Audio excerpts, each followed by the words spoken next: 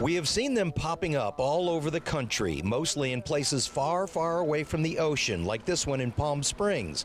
But the city of Oceanside is bucking that trend, giving unanimous approval to build a wave pool in a modern housing development 3 miles from the ocean. We had a unanimous decision in our favor, both at the Planning Commission and at the City Council.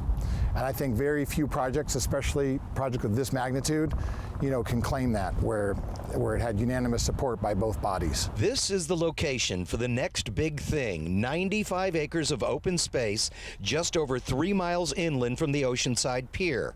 Now that the developer has gotten approval, the land is getting prepped for a life-changing development. We have about 95 acres here, and it's about half residential and half commercial. The commercial portion of this project will go here, where the wildflowers are blooming and not a whole lot else. Along with shops and restaurants, the centerpiece will be that state-of-the-art wave pool. In the commercial zone, which is the more exciting one that everyone likes to talk about, it's going to be basically a very beautiful commercial venture that's anchored by a state-of-the-art wave pool, surfable wave pool.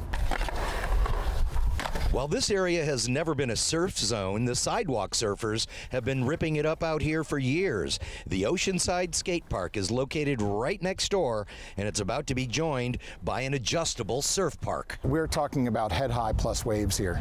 We're talking about barrels, and it has infinite adjustments. You could make it like a trestles wave, or you could, make it, more like a slab, like Chopu wave. Getting to this point was not easy and not fast. It took years of overcoming environmental issues, including the amount of water that is needed for a wave pool. It does use water, obviously. It's a big wave pool. The wave pool itself will probably hold, 4 to 5 million gallons of water.